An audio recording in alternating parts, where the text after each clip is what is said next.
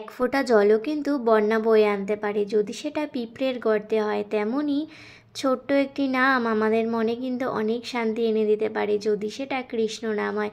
রাধে রাধে, হরে কৃষ্ণ ভক্ত বন্ধুরা, কেমন আছো সবাই? আশা করছি সবাই খুব ভালো আছো। আমি আমার মন্দির সোনাও কিন্তু বেশ ভালো আছি। দোল উৎসব তো চলে গেল, গরমও পড়ে গেছে। এখন আর গোপাল সোনাকে সোয়েটার পরাতে হবে না। সত্যি এখন কি ভারী রোদ ওঠে, এত গরম পড়ে গেছে। দোল পূর্ণিমা যেতে না যেতে দোল পূর্ণিমার রং খেলার ভিডিও আমি এখনও তোমাদের সাথে শেয়ার করতে পারিনি। আজ এই ভিডিওটা শেয়ার করছি, ছোট্ট একটা সিঙ্গারের ভিডিও।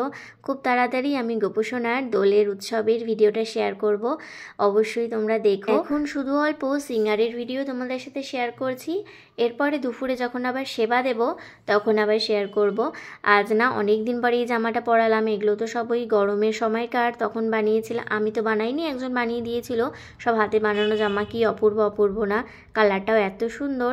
প্রায় অনেক দিন পর এই জামাগুলো এই যে গোপাল সোনাকে আবার পরাচ্ছি। আমাদের সাথে কথা বলতে বলতে কিন্তু আমার গোপাল সোনার সিঙ্গারও হয়ে গেল। এবার শুধু ফুল দিয়ে সিঙ্গার করব। গোপাল সোনার শুধু দর্শন করলে হবে, রাধা মাধবেরও তো দর্শন করতে হবে, তার সাথে আমার ননী গোপাল, মাখন সোনা সবাই তো আছে। আস্তে আস্তে আমি তোমাদের সবাইকে দর্শন করাবো। এই যে গোপাল সোনাকে আমি ফুল দিয়ে সুন্দর করে সিঙ্গার করে দিলাম। এবার এই যে ননী সোনা, মাখন সোনা, একে একে সব গোপাল সোনাদের ফুলে সিঙ্গার করছি। রাধে রাধে। ভগবান শ্রীকৃষ্ণের লীলা কথা। একবার রুক্মিণী তার স্বামী ও ভগবান শ্রীকৃষ্ণকে জিজ্ঞাসা করলেন, সবাই রাধাকৃষ্ণ কেন বলে, অথচ আমি আপনার পত্নী, তবুও কেউ রুক্মিণী কৃষ্ণ কেন বলে না? উত্তরে শ্রীকৃষ্ণ বলে, রাধার প্রেম নিঃস্বার্থ এবং পবিত্র। তখন রুক্মিণী বলে, আমার প্রেম কি পবিত্র নয়? তখন শ্রীকৃষ্ণ কোনো উত্তর না দিয়ে একটি লীলা শুরু করে দেন। শ্রীকৃষ্ণ অসুস্থ হয়ে যাওয়ার অভিনয় করে, আর এমনভাবে অভিনয় করে যে তার প্রাণী চলে যাবে। তখন সেখানে নারদ মুনি আসে এবং সকলকে বলে, একটি উপায়ে শ্রীকৃষ্ণ সুস্থ হবে, যদি কেউ নিজের পদধূলি শ্রীকৃষ্ণের কপালে ছোঁয়ায়। এই কথা শোনার পর সবাই তার পায়ের ধুলি দিতে বারণ করে দেয়, এমনও কি রুক্মিণীও বারণ করে দেয় এবং বলে, যদি আমরা নিজের পদধূলি তার কপালে দেই তবে আমাদের নরকেও স্থান হবে না। তখন সেখানে রাধা আসে এবং নিজের পায়ের ধুলি শ্রীকৃষ্ণের কপালে লাগিয়ে দেন এবং শ্রীকৃষ্ণ সুস্থ হয়ে ওঠে। তখন রুক্মিণী রাধাকে বলে, তুমি এটা কি করলে? তোমার তো নরকেও স্থান হবে না। তখন রাধা বলেন, আমি শুধু চাই শ্রীকৃষ্ণ সুস্থ হোক এবং তার জন্য আমি নরকেও যেতে রাজি আছি। রাধে রাধে। রাধাকৃষ্ণের ছোট্ট একটি লীলা কথা আপনাদের কেমন লাগলো অবশ্যই কিন্তু জানাবেন। এই লীলা কথাটা যদি ভালো লেগে থাকে তাহলে আপনারা আরেকটি সুন্দর লীলা কথা শুনুন। নারদ একদিন প্রশ্ন করেছিলেন ভগবান শ্রীকৃষ্ণকে, আচ্ছা প্রভু, কি করলে তোমায় অতি তাড়াতাড়ি পাওয়া যায়? ভগবান বললে, এ জগতে যে বহু মূল্যবান সম্পদ আমায় দিতে পারে তবে আমি তাকেই ধরা দিই। নারদ বললেন, হে প্রভু, যার কোনো সম্পদ নেই সে কি তোমায় তাহলে পাবে না?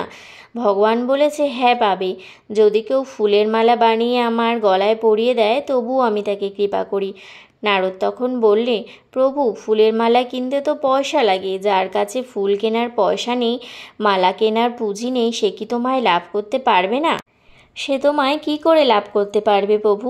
কি করে তারা তোমায় পাবে তাই বলো। নারদ মনে মনে বলছে, দেখি তুমি কত দূর যেতে পারো। ভগবান বলছে, নারদ, এক অঞ্জলি জল দিয়ে আমার চরণে ঢেলে দিলেও আমি ভক্তকে কৃপা করি। তখন নারদ চালাকি করে বলল, প্রভু, যদি ভক্ত এমন স্থানে ডাকে যেখানে জল নেই, ফল নেই, ফুল নেই তবে? তখন ভগবান বলছে, নারদ, তুমি না শুনে ছাড়বে না তাই না? বহুমূল্য কোনো সম্পদে আমাকে পাওয়া যায় না নারদ। ফুলের মালা গেঁথে আমায় পরিয়ে দিলেও আমায় পাওয়া যায় না। অঞ্জলি পুটে পুটে গঙ্গার জল আমার চরণে ঢেলে দিলেও আমাকে পাওয়া যায় না। জানো নারদ, সাগরের জল শুকাতে পারে, পুষ্করিণীর জল শুকাতে পারে, নদীর জল শুকাতে পারে, পৃথিবীর কোথাও যদি জল না থাকে, সব জলও যদি শুকিয়ে যায়, তবুও আমার ভক্তের নয়ন জল কখনো শুকাতে পারে না। যদি কেউ নয়ন জলে আমায় ডাকিতে পারে, আমি কি না এসে থাকিতে পারি? তাই তো ভক্তি আর ভগবান তার। আজ তোমাদেরকে ভগবান শ্রীকৃষ্ণের সুন্দর সুন্দর দুটি লীলা কথা শোনালাম। আগামীকাল আরও চেষ্টা করব এরকম লীলা কথা তোমাদেরকে শোনানোর। এখন আমি একটু আরতি করছি, তোমরা দর্শন করো। বেশ কিছুদিন হয়ে গেল তোমাদের সাথে গোপাল সোনার ভিডিও শেয়ার করা হয় না। দোল উৎসবের ভিডিওটাও এখনও শেয়ার করে উঠতে পারিনি। আশা করছি খুব শীঘ্রই তোমাদের সাথে ভগবান শ্রীকৃষ্ণের দোল উৎসবের ভিডিওটি শেয়ার করব। আমার গোপাল সোনাকে দোল উৎসবের দিন কেমন করে সাজালাম সেই ভিডিও তোমাদেরকে না দেখালে হয়, অবশ্যই আমি দেখাবো। আমার আরতি হয়ে গেছে, এবার তোমরা ভোগ দর্শন করো। দুপুরের ভোগ আরতি, দুপুরে বেশিরভাগ দিন আমি ফল দিয়েই সেবা দিই। এখন তো গরম পড়ে গেছে, দেখেই বুঝতে পারছো কতটা আলো, মানে শীতকালে কিন্তু এতটাও রোদ আসে না, কিন্তু গরমের দিনে প্রচণ্ড আলো আসে জানালা দিয়ে।